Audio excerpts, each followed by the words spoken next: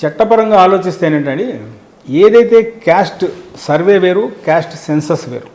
2011లోనే survey జరుగుతున్న census జరగాల్సిన టైంలో 2011లో సర్వే జరగాల్సిన టైంలో క్యాస్ట్ సెన్సస్ కూడా జరగాల్సి ఉంది. కానీ అన్ఫార్చునేట్ సిచ్యువేషన్ ఏమిటంటే అప్పటి ప్రభుత్వం క్యాస్ట్ సెన్సస్ టేకప్ చేయలే. ఎవరు అధికారంలో? కాంగ్రెస్. అదే నేను చెప్తున్నా ఏంటంటే ఆ రోజు క్యాస్ట్ సెన్సస్ టేకప్ చేసి ఉంటే బాగుండేది. ఇప్పుడు క్యాస్ట్ సెన్సస్ కోసము కేంద్ర ప్రభుత్వం గెజిట్ నోటిఫికేషన్ విడుదల చేసింది. అంటే గెజిట్ నోటిఫికేషన్ విడుదల చేసింది ఎవరు?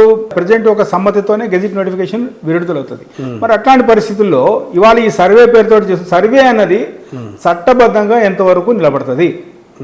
పార్టీ పరంగా మేము బీసీ రిజర్వేషన్ని పూర్తి స్థాయిలో ఆహ్వానిస్తున్నాం, కానీ చట్టపరంగా ఎంతవరకు అమలవుతుంది అన్నదే మనం వేచి చూడాలి.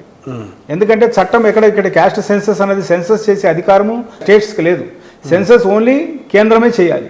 సో ఇప్పుడు వాళ్ళు గెజిట్ నోటిఫికేషన్ ఇచ్చారు. సెన్సస్ తో పాటు క్యాస్ట్ సెన్సస్ కూడా వాళ్ళు గెజిట్ నోటిఫికేషన్ ఇష్యూ చేశారు. అట్లాంటప్పుడు ఇవాళ నేను 42% అంటాను, లేదా 52% అంటాను, ఏదో ఏంటో అంటున్నాను.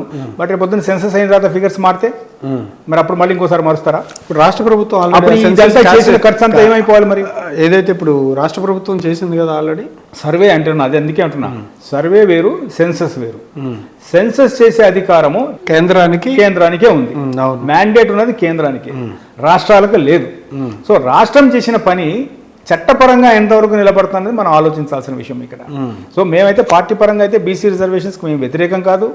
అసలు యాక్చువల్గా అయితే మా పార్టీలో అంతమంది, బీఆర్ఎస్ పార్టీలో అంతమంది బీసీలు మిగతా పార్టీలో కూడా లేరు. కాకపోతే అంత అవకాశం ఉంది కూడాను. సో బీసీ రిజర్వేషన్లకు పార్టీ వ్యతిరేకం కాదు ఎప్పుడు కూడా. కానీ విధానం ఏ రకంగా తీసుకొస్తున్నారు, కేవలం ప్రజల్ని మభ్యపెట్టడం కోసమే తీసుకొస్తున్నట్టుగా కనబడుతుంది తప్ప కానీ ఇంతవరకు ఒక కాంక్రీట్గా దీని మీద ముందుకు పోలేకపోయారు.